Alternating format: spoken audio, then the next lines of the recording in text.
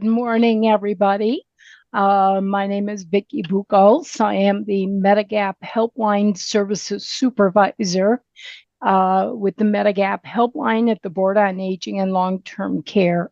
We had presented earlier to Jack and his committee with regard to what options are with Medicare.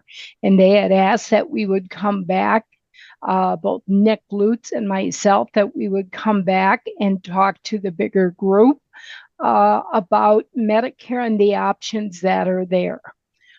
So I'm going to share my screen. We do have a PowerPoint here that we could work with. And let me know if everybody sees it. Looks good, Vicki. Okay, great. So the fitting the pieces together, the whole idea of this presentation is to give everybody an idea as to the options beneficiaries face when they're first starting Medicare. Now, if a person has a retiree group plan, that typically makes it a lot easier, but sometimes people opt out, whether it's cost or whether it's other reasons. This is going to help get an idea as to what beneficiaries can do. So I'm going to go ahead and get started, and Nick and I will be sharing this presentation for you today. So first off, let's see. There's no connection with us with any insurance company. We do not endorse any product or any insurance company at all. We are funded in part by the Administration for Community Living, as well as our own state's Office of the Commissioner of Insurance. We are funded to be advocates and impartial when we work with beneficiaries. So they know when they call us, we're not here to make a sale. We're here to help them understand what their options are or what did they select and what they can do and where they need to go. I like the puzzle analogy because there's so many different options out there that by looking at a puzzle, we can identify and help a person see exactly what it is they have compared to what their neighbor may have or what other family members may have. So in the center of all this is Medicare. So when a person turns age 65, if they're disabled or if they're on kidney dialysis, that is when they would be eligible to start Medicare. So that is when Medicare would begin. So Medicare consists of original Medicare Part A, which is typically premium free if the beneficiary has worked and has earned 40 credits, which is 4 credits per year typically, or if they're covered underneath a spouse's coverage and that spouse had worked to 40 credits. Typically, that's where people would get Medicare Part A. Medicare Part A is inpatient coverage in the hospital, in a skilled nursing facility, hospice benefits. The deductible for Part A services is $1,632 now for every 60-day benefit period. What that means is the person has to be out of the hospital or no longer receiving Part A services for 60 days before it triggers a new benefit period. So that's Medicare Part A. Medicare Part B, which is the outpatient portion of Medicare, is what people typically pay their premium for. They first would be eligible for Medicare Part B, whether it's 3 months before the month Medicare would start or 3 months after.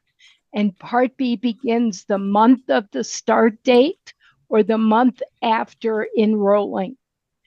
General enrollment, if somebody doesn't decide to take Part B at that time, they may need to wait until a general enrollment period where they can start Medicare Part B, and Medicare Part B would start the first to the following month. There are special enrollments. It used to be the only special enrollment was if the person was covered by an active employer group plan, not a retiree group, not COBRA, but active employer group plan. So if they're covered that way, they had an 8-month special enrollment to get Part B started. However, as a result of the pandemic, we have seen several new special enrollments occur that really benefit people to be able to get Part B started, whether it's loss of Medicaid eligibility, whether it is also if they were incarcerated and got released in the middle of the year. There are some steps that we also can look at now for beneficiaries to get Part B started. So then we look at what does Part B cover?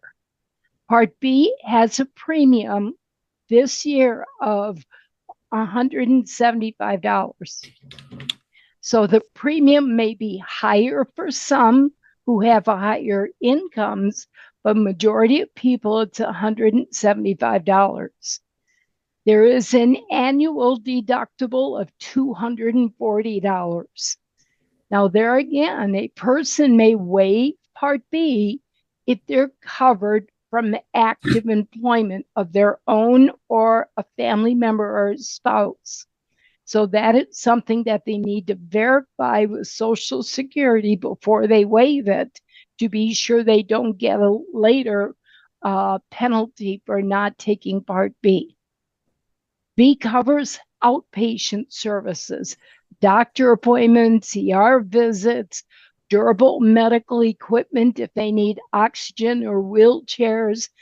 And Medicare Part B typically pays 80%.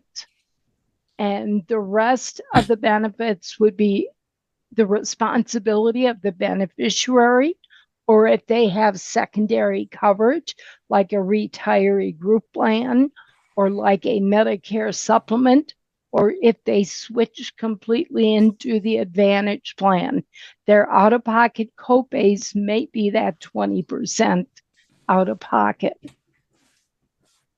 So, but understanding Medicare, when you look at what Medicare does cover, they do have some preventative services to assure that beneficiaries are getting the screenings that they need to avoid having some major health issues later on.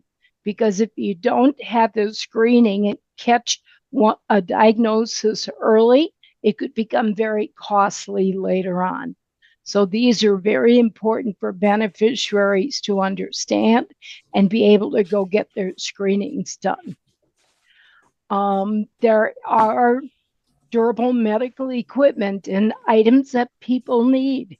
If they need oxygen, if they need a wheelchair, if they need those type of items to help them. Some people have nebulizers to help them breathe better. A lot of that are durable medical equipment. The equipment and or the medication that goes in those are very costly.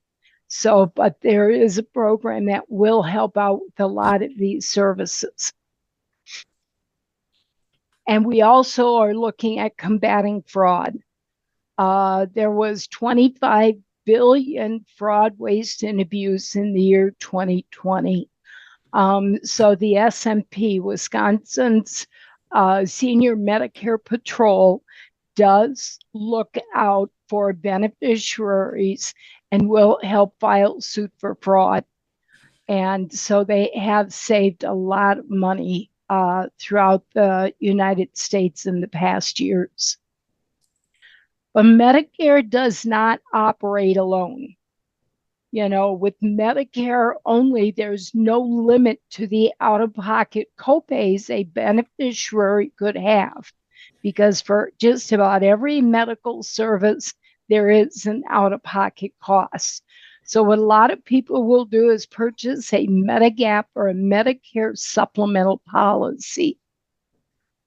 These are private secondary policies. They are guaranteed renewable for life. Once a person is in that supplement, they cannot lose the supplement unless they don't pay the premium, or if they move out of a service area, if that supplement happens to be an HMO. So Medicare supplements are guaranteed renewable. However, there's only certain times a beneficiary is guaranteed the right to purchase a Medigap policy.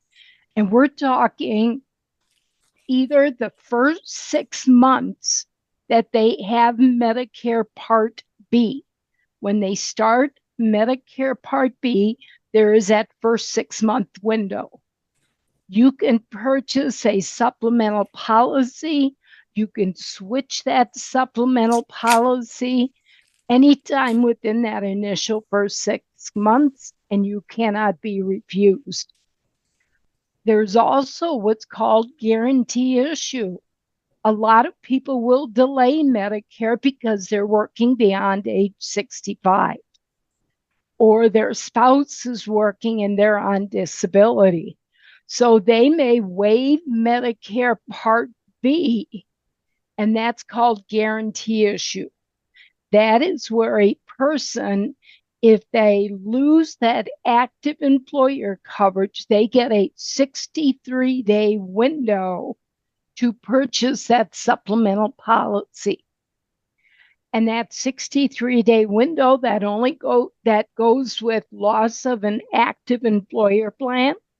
That also goes with if a person was in a retiree group plan and the retiree group plan terminated, they would have guarantee issue.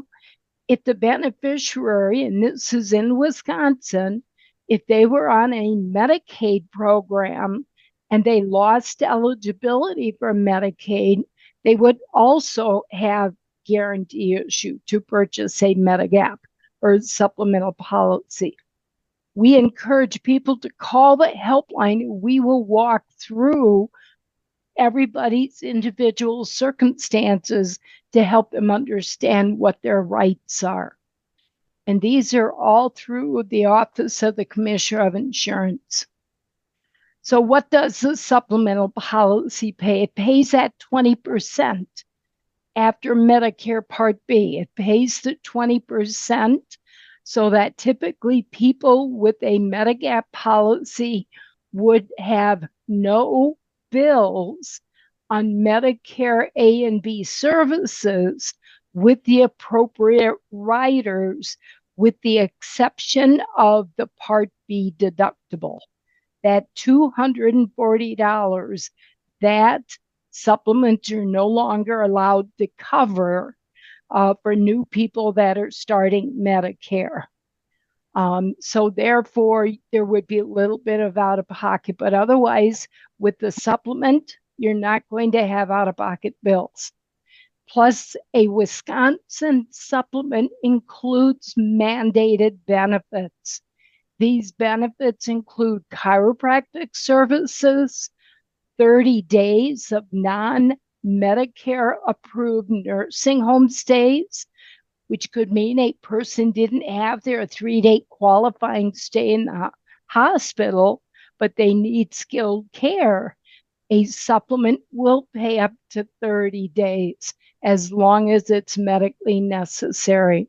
So there are added mandated benefits that can be purchased or that are purchased with that supplemental policy. And that makes our supplements very good in the nation. The riders that I talked about or mentioned about, depending upon the optional riders a beneficiary decides to choose, I do encourage people to look at that Part A deductible rider. After all, the Part A deductible for a 60, for a person that goes into the hospital is over 1,600. And you could incur 5 of those in a year if the situation's aligned. You could end up with more than one. The Part B deductible is no longer available for people who started Medicare after 2020. The Part B coinsurance, copays, the supplement covers.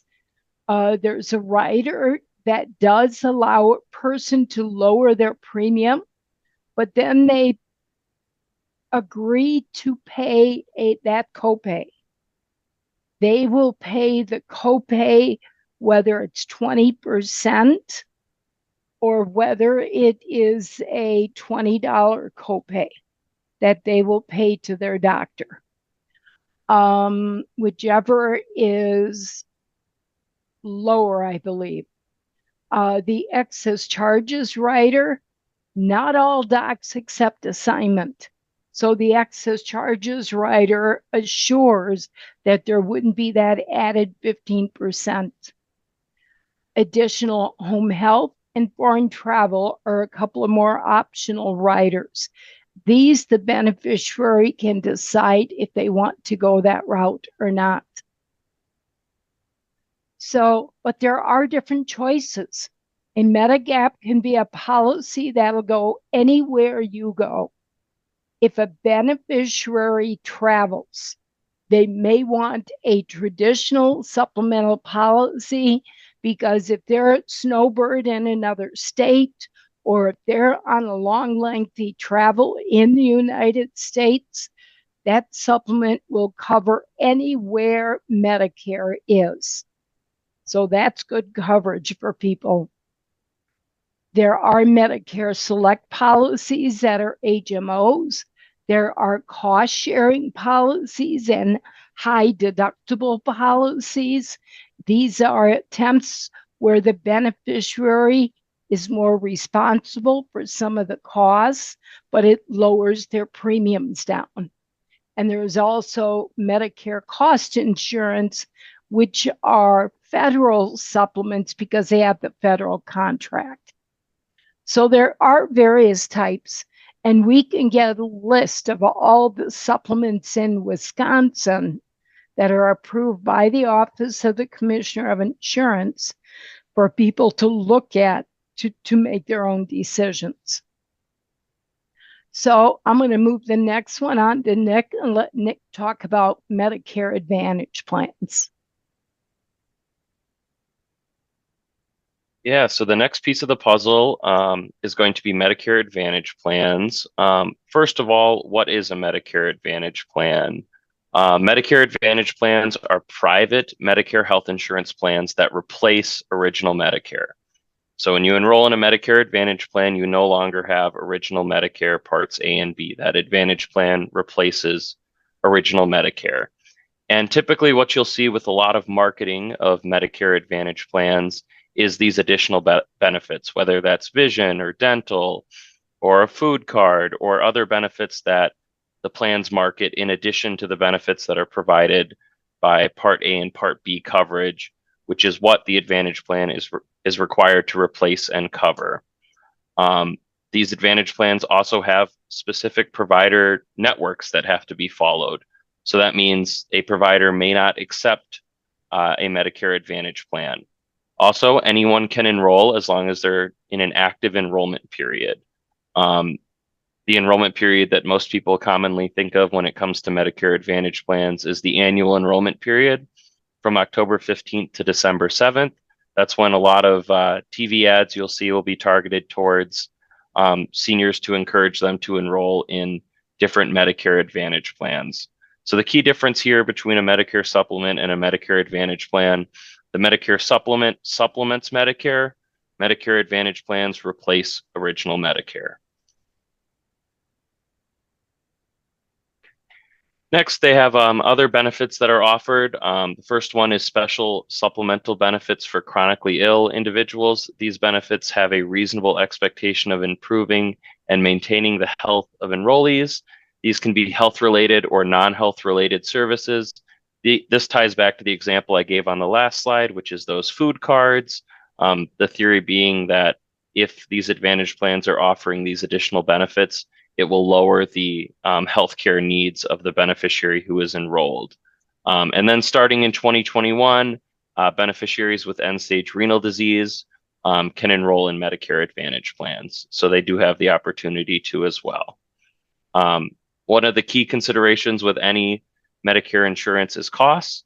And with Advantage plans, there's a few different costs to consider. The first is premiums, what we typically see with Medicare Advantage plans. And again, this is non-employer Medicare Advantage plans. So Medicare Advantage plans available to any Medicare beneficiary is premiums. Typically, premiums for Medicare Advantage plans are significantly lower than those premiums for Medicare supplement policies. But along with those premiums, Advantage plans will have copays and coinsurance requirements when you're using their coverage at providers. So there's going to be typically a lower upfront cost with that premium, but there's going to be more significant copays, especially versus a traditional supplement policy, which other than that Part B deductible, as long as you take out the other riders, has no cost when you're going to see a provider. Whereas this Medicare Advantage plan, each time you go to see a provider, you may encounter co-payments or co-insurance costs. They also have balance billing, which providers are allowed to charge up to 15% over the reimbursement rate from the private fee-for-service plan, unless the plan doesn't allow balance billing. This overage is not applied towards your maximum out-of-pocket, which is that cap for how much you can spend out-of-pocket each year when you're in a Medicare Advantage plan. That maximum out-of-pocket cost is different for each plan and can change from year to year. So a Medicare Advantage plan, the copay structure and premiums are outlined on a yearly basis. So each year that plan can change. So each year during that annual enrollment period, you're going to want to look at what Advantage plan might be the best option for you the following year. Okay, and then there are different types of Medicare Advantage plans. The first is a private fee-for-service model. This is where there's no defined network. If a provider is willing to accept the plan, the provider is reimbursed then by the plan. Individuals enrolled in private fee-for-service plans can get a freestanding Medicare Part D plan. Next point, I apologize, is preferred providers or PPO plans. PPO plans have a defined network where they're going to have lower copays, but you can go outside of that network, typically for higher copays, as long as the provider will accept that Medicare Advantage plan. The next is HMOs. This is what I'm assuming a lot of you are familiar with, as you at one point had some kind of state insurance. HMOs are managed care. There's a defined network of providers, and you can't get services outside of that network other than emergency care or urgent care services. And then the next is special needs plans. These are either for those who qualify for a Medicaid program, who are considered dual eligible, those with chronic illnesses, or those who are in a specified institution that would qualify them for the special needs plan. There's also Medicare savings accounts. These are high deductible Medicare Advantage plans, which coverage, once you meet that deductible, will vary by plan. There's no premium except for optional benefits, and no Part D is allowed in a Medicare savings account. Next, touching on enrollment periods, I mentioned the annual election period, which is October 15th through December 7th.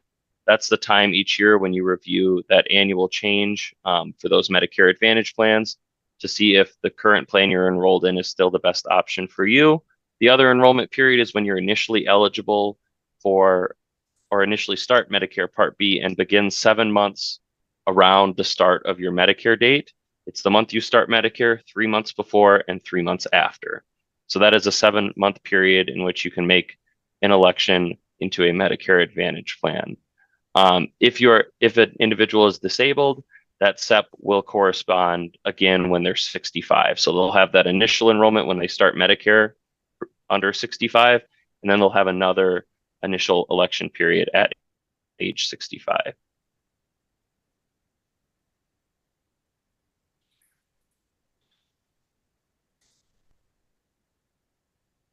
And then we do have also the Medicare Advantage open enrollment period. This is from January 1st through March 31st. This is another time frame where individuals enrolled in a Medicare Advantage plan can change their coverage. Any election made during the Medicare Advantage open enrollment period is effective the first of the following month. So for example, if I was enrolled in a Medicare Advantage plan and I chose to enroll in a different Medicare Advantage plan, uh, January 15th, that would take effect February 1st of that year. Enrollees also may have other special election periods that they may qualify for.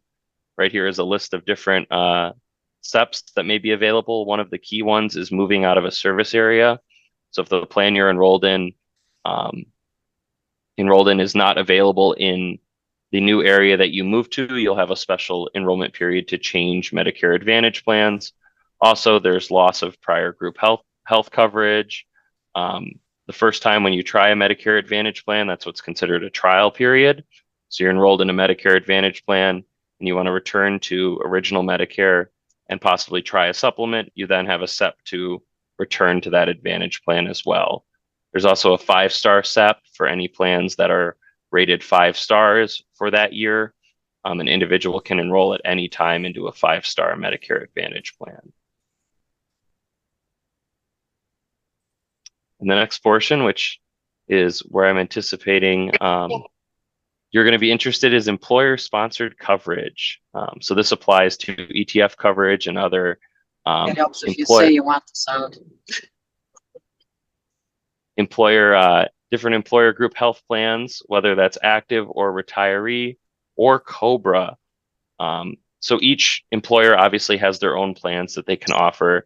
At ETF, there's a few that I'm sure you're all familiar with, whether that's the Medicare Plus or the ETF Medicare Advantage plan. And these plans work separately than the marketplace coverages we've been talking about, whether that be a Medicare supplement policy or a Medicare Advantage plan. There's different considerations that individuals have to have when they choose whether or not to join an employer group or retiree group health plan. The primary one being cost. Obviously, we heard earlier that 20% premium increase in the Medicare Advantage premium. That's definitely going to be a very important consideration, especially for those who are just retiring from state employment and considering their options with the broader Medicare health insurance marketplace and ETF retiree coverage. However, that ETF retiree advantage plan does work differently than the market advantage plans we were talking about because it's required to follow uniform benefits, meaning it has to offer the same benefits as that active employer coverage or the other retiree coverages, meaning those copay structures and maximum out-of-pocket costs that were discussed in the Advantage plan portion work differently for the ETF Advantage plan. Not typically, it has significantly lower out-of-pocket costs than marketplace Advantage plans, and that is certainly part of the reason why the premium is higher than some of the Advantage plans you'll see marketed that are as low as zero premium.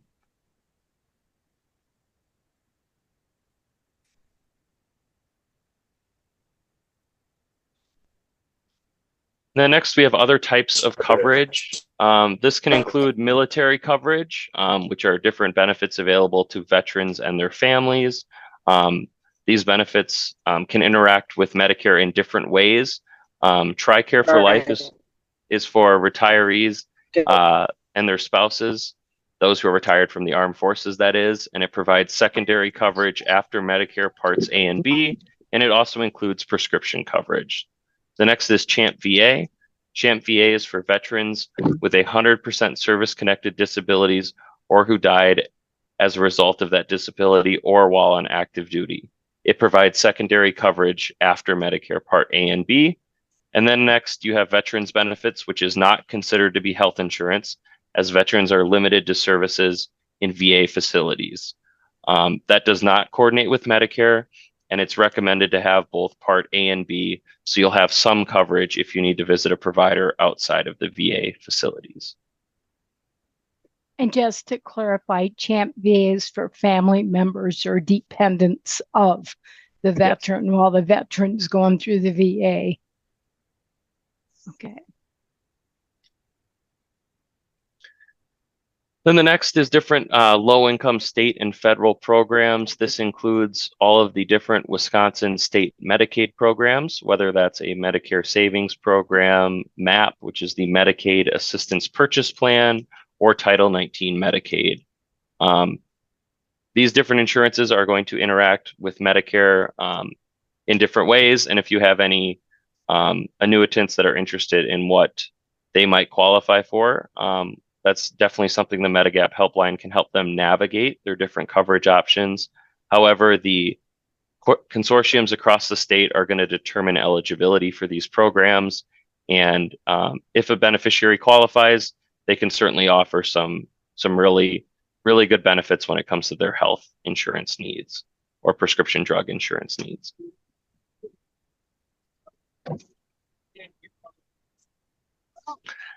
The last type of other insurance that comes up when you're talking about Medicare is the health insurance marketplace.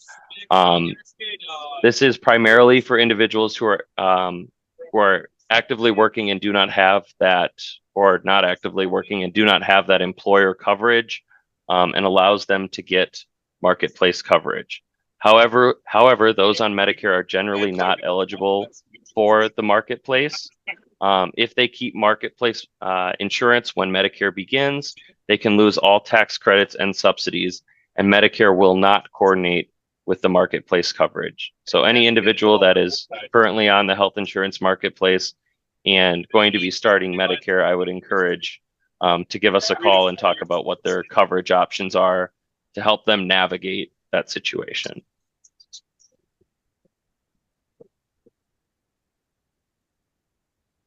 And it does seem that once we get a hot spell, like even the temperature warms up, I see more batteries done more jump starts than when it's cold. Can somebody mute their Well, they see the heat is worth for. Can you mute Well, your we're thrilled mic? it's just a bit. It's harder on vehicles, alternators, charging. Yeah, this is Rick, the moderator here. Everybody on the call is muted, so I'm not, except you and Nick. So I'm not sure where that's coming from. Okay, Elaine No, it's is Elaine. popping Tell up. Elaine to mute. Elaine, Elaine. Okay, go ahead, Nick. Okay. The next consideration when we're talking about Medicare related insurance is, of course, drug coverage. And the first option for drug coverage when a beneficiary is enrolled in another type of coverage or a Medicare supplement is a Medicare Does Part Plymouth D have an plan. auto service? Does Plymouth Walmart have auto service? Okay. Continuing on. Medicare, you want to go to the next slide, Vicki? Yep. Thank you.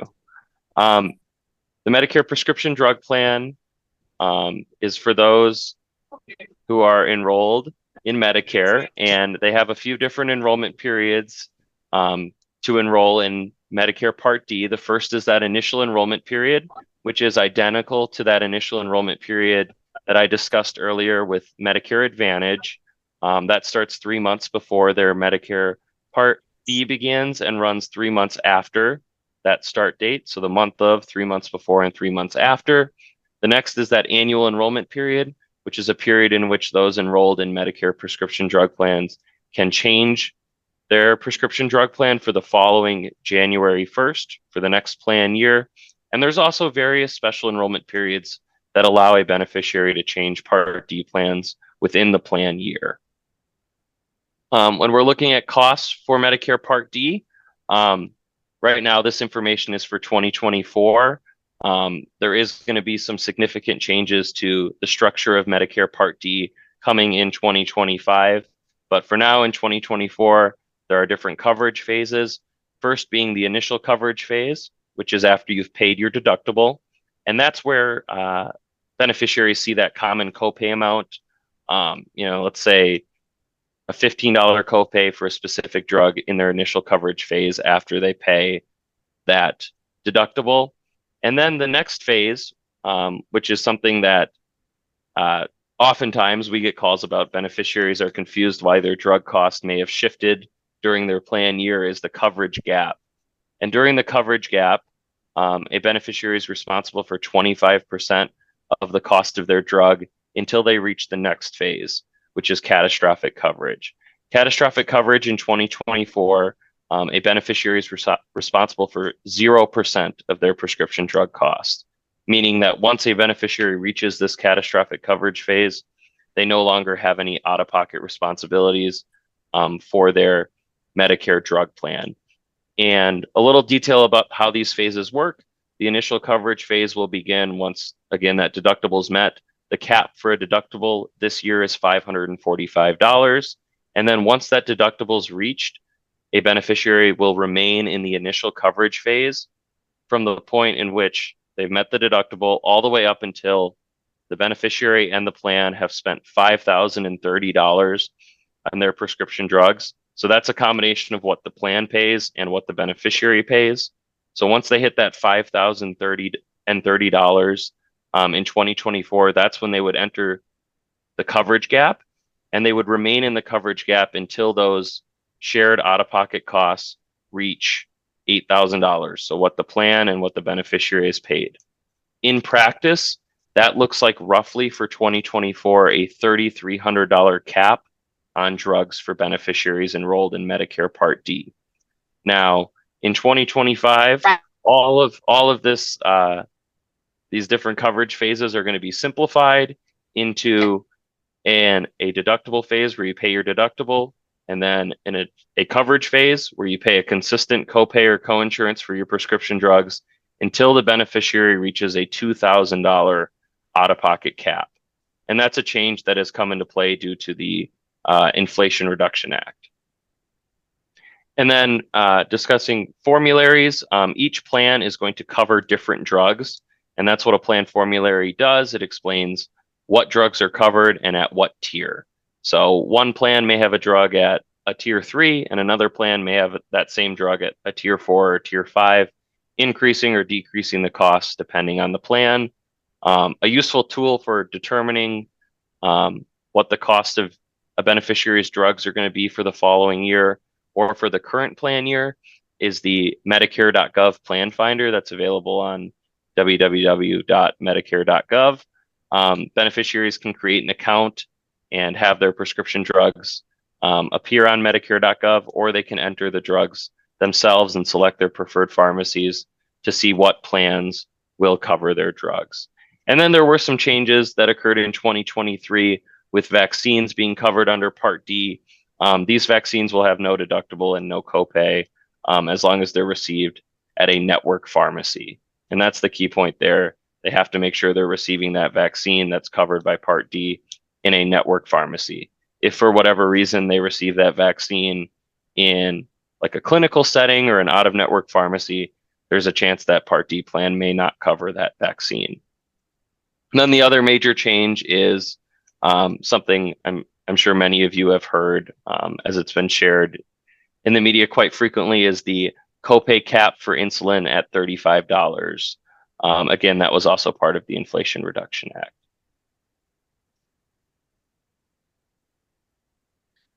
Next, there is extra help available for those with low income and limited assets. Typically, this extra help program will enroll individuals if they're eligible for any Medicaid program in the state.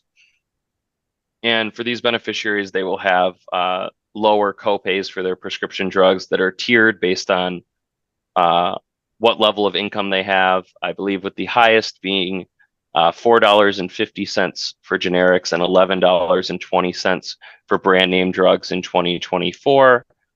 This program is, again, designed to help those with lower incomes and limited assets.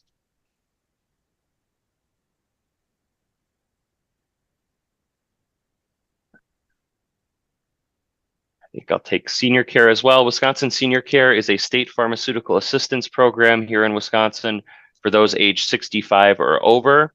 It's considered credible coverage, which means Medicare determines it to be as good or better than any Medicare Part D plan. It also has different levels that are based on a individual's income, or if you're married, your income combined. The annual enrollment fee for the program is $30. And those vaccines that I mentioned that are covered by Medicare Part D at no cost, if a beneficiary has senior care and doesn't have Medicare Part D, senior care is going to pay for those same vaccines. Senior care is a great option for some of those individuals that have a limited income that might be a little too high for different Medicaid programs, as the different levels of senior care have may or may not have a deductible, and then have low copays of $5 and $15 for generic and brand name drugs. And I think I'll pass. I'll do credible coverage, and then I'll pass it off to you, Vicki. Next is credible prescription drug coverage. Examples of credible prescription drug coverage. First one is senior care, as we mentioned in the last slide. And then other examples are employer and union-sponsored prescription drug plans, military or veteran benefits, and different services available from Indian Health Services. For example, ETF's coverages are all considered credible drug coverage by Medicare. So by being enrolled in any ETF retiree coverage, a beneficiary is not going to have to worry about any kind of late enrollment penalty if they were to return to Medicare Part D at any time, because all of those coverages are considered credible.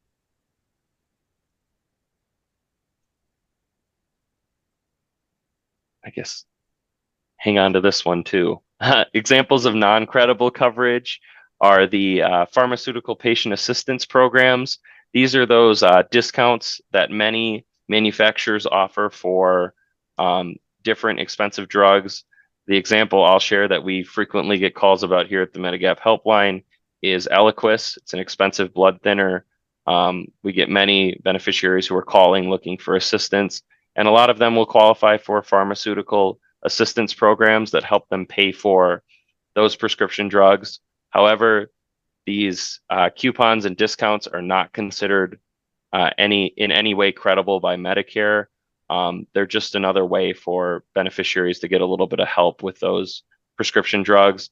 Along with that, discount programs, when you think about GoodRx and other, I believe there's a couple different ones now that do essentially the same thing as GoodRx, and those programs are not considered credible.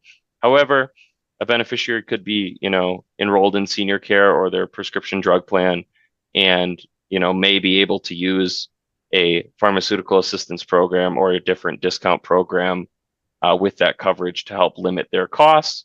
Lastly, there's also the option to order different drugs from Canada or Mexico. That is not considered credible coverage by Medicare either. And that is the Fitting the Pieces presentation.